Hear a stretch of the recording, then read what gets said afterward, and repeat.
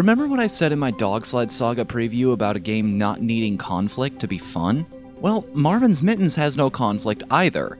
It has no enemies, no obstacles in the traditional sense, you don't take fall damage, hell, there's no way to take damage, period. In fact, the closest thing this game has to a losing condition is deciding to stop playing before you've seen the credits. You would think a game like that would be incredibly boring, as I imagine it will be for some people. But we play video games for many different reasons, and the four most common reasons out there are creation, community, discovery, and empowerment. There's obviously not a whole lot of empowerment here, unless you think the act of sneaking up on an animal so you can add it to your sketchbook a conquest. There's no creation tools, and no form of multiplayer. But what Marvin's Mittens has in droves, more so than a vast majority of other games I've seen this year, is that element of discovery. This was a game crafted around the idea of building a wonderful world that simply feels good to explore. Without having to worry about danger of any kind, you can run, jump, and poke around every nook and cranny of every area to your heart's content. And boy, is there a lot to find. Your only major power-up is the ability to fly, and you get it fairly early on, but the amount of time you can fly is directly tied to how many of the collectible snowflakes you've found.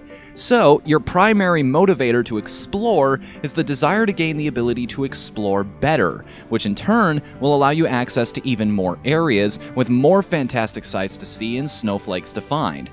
But outside of a simple mechanical reason to reach the next area, every single part of this world is just, as unprofessional as it sounds, magical.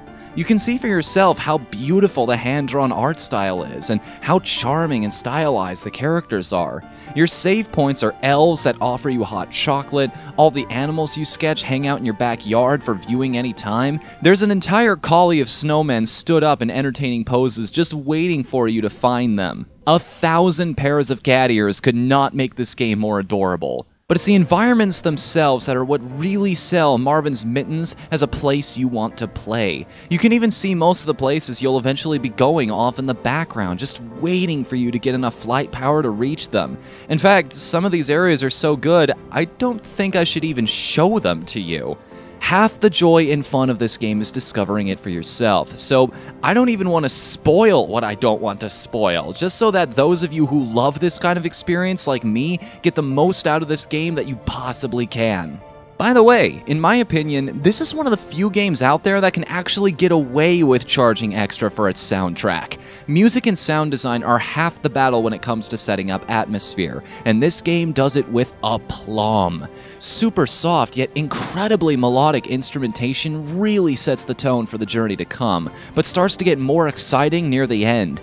Everything that plays past Downway Cliffs is fantastic, and it's just one more reason each and every step forward rewards you in this game.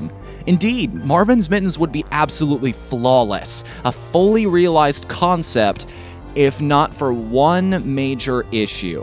While for the most part you're free to explore to your heart's content, you are on a bit of a time limit. As it gets closer to sundown, Marvin's mom will call him back home, forcing you to tuck in for the night and save the game, but why? I mean, she's a beautiful singer, don't get me wrong, but you already have these little elves scattered about that offer you the ability to save whenever you come across them, so what's the point of the mother character? This seems to be a central mechanic of the game too, encouraging you to find digger elves in every new area so they can open shortcuts for you, and therefore cut down the time you have to spend getting back to where you were on subsequent days. That way, when mom calls you back again, you'll have made something resembling actual progress. Maybe Breakfall was just trying to avoid the question of why is Marvin's mom letting him just wander around late at night, but the problem is, I feel the same way Marvin does whenever this happens. Disappointed. I don't want to stop exploring, so ironically enough, taking the controls away from me jettisons me out of the experience more violently than the lingering thoughts of where this kid's parents are. Trust me guys, despite anything the media may have told you about pseudo-narrative disco biscuits, gamers are willing to make those kinds of logical compromises if it means the game will feel better for it. And you were so close to perfection, too. But compared to the joy I got from everything else in the game, that's a nitpick at best. I love this little gem, so while you're out there during this year's Steam holiday sale, blowing your rent money and helping Super Meat Boy be a bestseller for the 10th year in a row now, if you want a game whose sole purpose is to make you feel good, make sure to send about $6 worth of love towards this title as well.